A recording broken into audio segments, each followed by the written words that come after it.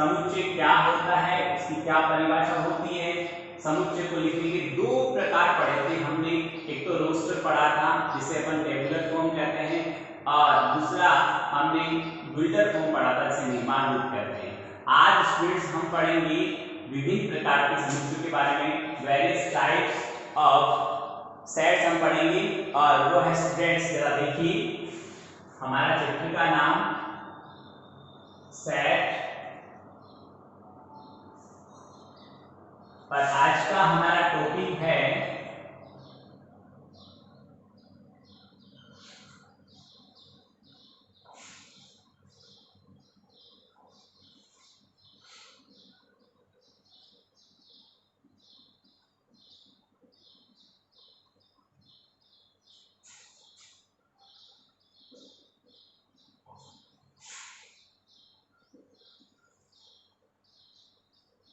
देखिए उसके सबसे फर्स्ट होगा हमारा शून्य समुच्चय।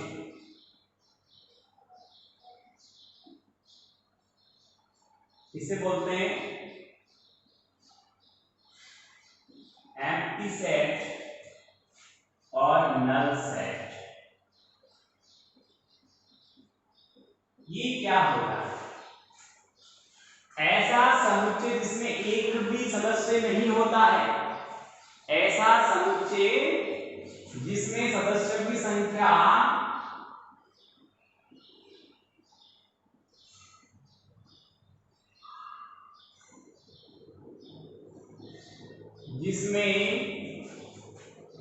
सदस्य कह दो या अवयव भी बोल सकते हैं उन्हें हम, सदस्यों की संख्या, अवयवों की संख्या, number of elements,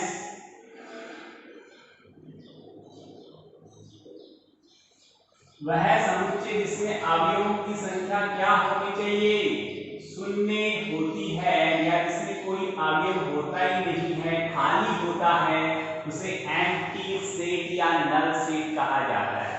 for example, इसको हम कोई सेट नल है तो उसमें कुछ भी नहीं लिखा होगा, या फिर उसको 5, इसको पढ़ते 5 तो 5 से लिखा जाता है, या फिर स्टूडेंट्स मैं यहाँ पर ये तो रोस्टर हो गया, यदि मैं इसकी ड्यूअल फॉर्म लिखता हूँ तो आप ये देखेंगे कि इसको कैसे लिखा जाएगा। मैंने लिखा है सभी x का समुच्चय, इसको पढ़ना सीखिए, सभी x का समुच्चय इन बिंदुओं को पढ़ते हैं जबकि, क्या पढ़ते हैं? जबकि x छोटा हो, x छोटा हो 2 से, एक छोटा हो 2 से और बड़ा हो 5 से। तो आप सोचिए ऐसी कोई नंबर ही नहीं होती जो 2 से छोटी हो और 5 से बड़ी हो। 2 से छोटा लेंगे तो 1 हो गया, 0 हो गया, ऐसे हो गए। 5 से बड़ा लेंगे तो 6 हो गया, 7 हो गया। इन दोनों कंडीशन में जो कॉमन है वो x का वैल्यू होता है। तो 2 से छोटे और 5 से बड़े में कोई भी कॉमन नहीं है, इसलिए इस सेट में कोई भी सदस्य नहीं आएगा, अर्थात ये खाली होगा, एम्प्टी होगा या नल सेट कहलाएगा। जैसे आपको कहा जाए कि मेरे घर पहुंचने से पहले और मेरे घर से निकलने के बाद मैं आपसे मिलूंगा, तो क्या मैं आपको घर पे मिलूंगा? मेरे घर पहुंचने से पहले, यानी घर पहुंचा ही नहीं, और मेरे घर से निकलने के बाद मैं आपको घर पे मिलूंगा। It is possible? It is impossible. तो वहां पर मेरी क्या रही? खाली रही, एम्प्टी रही, नल रही। तो स्टूडेंट्स इस प्रकार ऐसा समुच्चय जिसमें अवयवों की संख्या शून्य होती है, सदस्यों की संख्या शून्य होती है, उसे हम एम्प्टी सेट या नल सेट कहते हैं। स्टूडेंट आगे देखिए, दूसरा हमारा जो सेट है वो है परिमित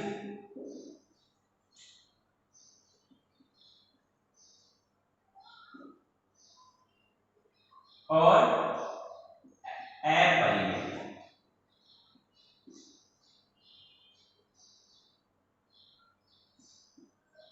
परिमित और अपरिमित समुच्चय।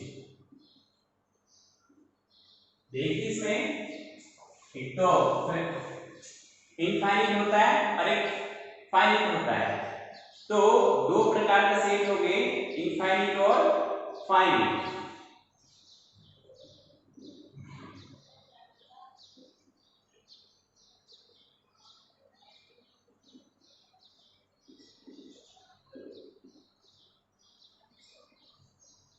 इसमें क्या होता है सुनना, जैसे मैं बताया नल सेट, एम्प्टी सेट एक परिमित समुच्चय होता है। परिमित मतलब जिसमें सदस्यों की संख्या निश्चित हो, 2, 5, 10, 50, जिसमें सदस्यों की संख्या निश्चित होती है उसे परिमित समुच्चय कहते हैं। और जिसमें सदस्यों की संख्या निश्चित नहीं हो, अनंत जिसमें सदस्य होते हैं उसे अपरिमित समुच्चय कहा जाता है। आइए स्टूडेंट हम देखते हैं कि जो नल सेट होता है वो एक परिमित समुच्चय होता है, क्योंकि इसमें सदस्यों की संख्या फिक्स है, निश्चित है। कितनी होती है? 0 होती है। सदस्यों की संख्या 0 होती है। तो मैं परिमित की बात करता हूं यहां पर कि वह समुच्चय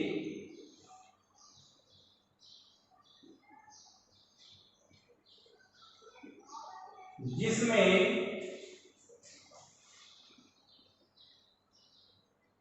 सदस्यों की संख्या या अवयवों की संख्या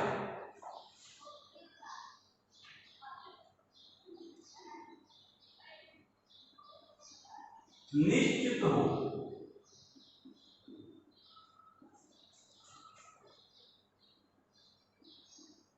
उसे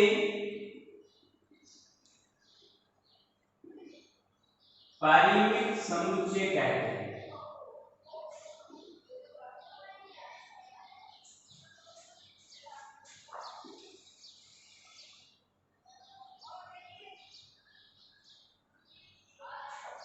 आगे देखिए, इसके बाद में बात करता हूं आपको अपरिमित की, यानी इनफाइनाइट जो होता है अपरिमित, इसका मीनिंग आपको अच्छी तरह से समझ में आ गया, मुझे समझाने की जरूरत नहीं है। क्यों नहीं है?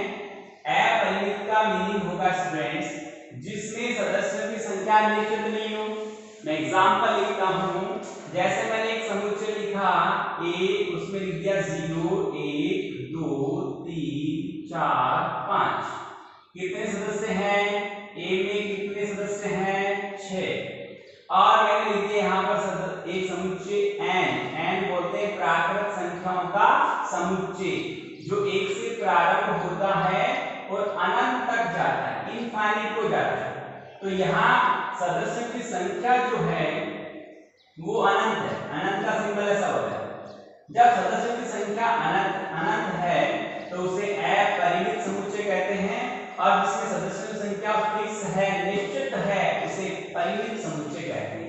तो स्टूडेंट परिमित में सदस्यों की संख्या निश्चित होती है, अपरिमित में सदस्यों की संख्या निश्चित नहीं होती है। आगे देखिए, जरा बोर्ड पे जो मैंने लिखा है अच्छी तरह देख लें, उतार लेना, समझ लेना। दो तरह के मैंने समुच्चय बताए, पहला बताया एम्प्टी या नल या खाली सेट, और दूसरा मैंने कहा परिमित, और तीसरा अपरिमित। तीनों के बारे में मैं फिर से बोल दूं, जिसमें सदस्यों की संख्या 0 हो उसे खाली या एम्प्टी सेट कहते हैं, जिसमें सदस्यों की संख्या निश्चित हो उसे परिमित कहते हैं, जिसमें सदस्यों की संख्या निश्चित नहीं हो, अनिश्चित हो, उसे अपरिमित समुच्चय कहते हैं। अब स्टूडेंट्स हमारे पास आता है समान समुच्चय। समान समुच्चय में सदस्यों की संख्या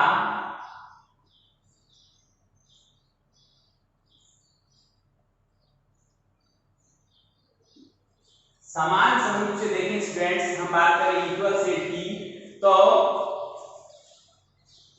अवयव समान होने चाहिए और अवयवों की संख्या भी समान होनी चाहिए।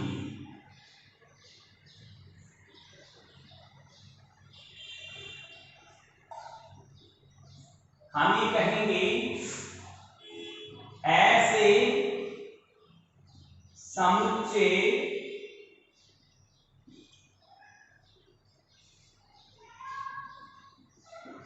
जिनमें सभी अवयव एक समान हो तथा अवयवों की संख्या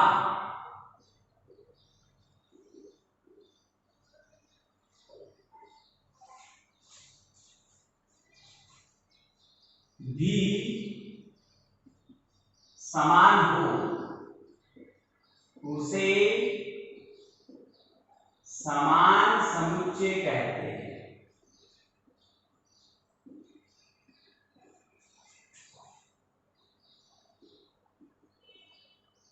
उन्हें इक्वल सेट कहते हैं। जैसे मेरे पास एक समुच्चय है, उसमें मैं लिख दिया ए बी और सी। दूसरा मैंने बी समुच्चय दिया, उसमें लिख दिया मैंने बी ए और सी। यहाँ पर सदस्यों का क्रम आगे पीछे होने से कोई फर्क नहीं पड़ता है।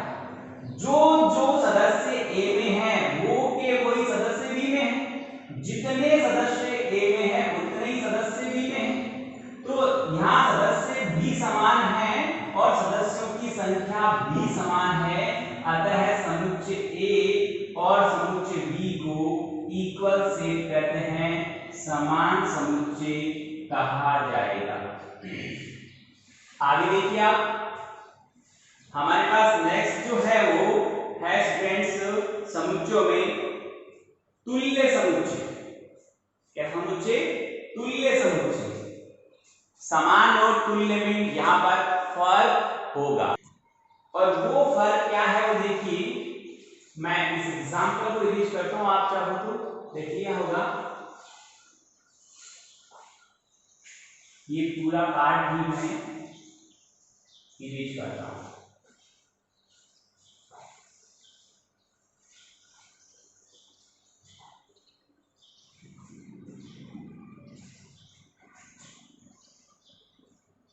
हम बात कर रहे हैं तुल्य समुच्चयों की।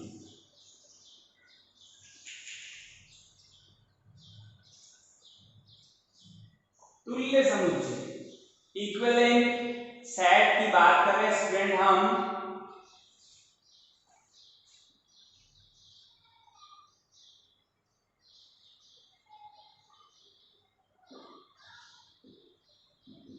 इसमें क्या होता है कि स्टूडेंट ऐसे समुच्चय, ये सारी डेफिनेशंस आपको फेयर नोटबुक में लिखनी है। ऐसे समुच्चय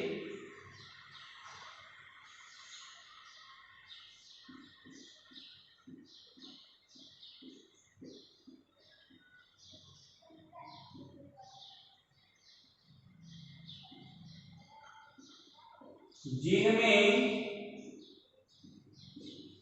अवयवों की संख्या समान हो, अवयवों की संख्या समान हो परंतु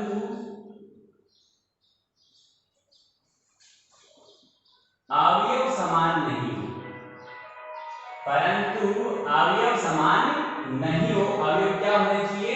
भिन्न भिन्न होने चाहिए। अवयव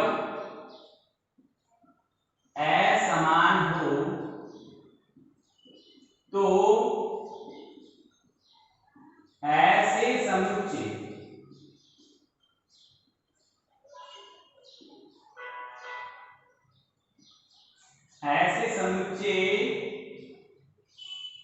तुल्य समुच्चय कहलाते हैं।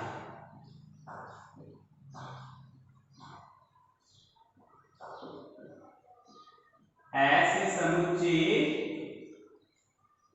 तुल्य समुच्चय कहलाते हैं।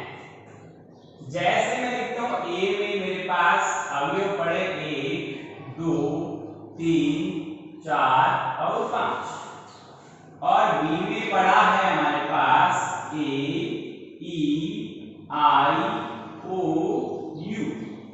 यहां पर भी 5 सदस्य हैं, यानी बी में सदस्यों की संख्या 5 है, और ए में भी 5 सदस्य हैं, यानी ए में सदस्यों की संख्या 5 है, तो दोनों में सदस्यों की संख्या तो समान है, पर देखो अवयव अलग अलग है। ये 1 है, 2 है, 3 है, 4 है, 5 है, ये तो यहाँ पर अंक है और ये अंग्रेजी वर्णमाला के स्वर है। संख्या समान है पर अवयव समान नहीं है, तो उन्हें हम तुल्य समुच्चय कहते हैं, इक्विवेलेंट सेट कहते हैं। स्टूडेंट्स, आज की क्लास में इतना ही काफी है। जितना मैंने पढ़ाया उसको ढंग से पढ़ें, देखें, समझें और फिर कॉपी में होमवर्क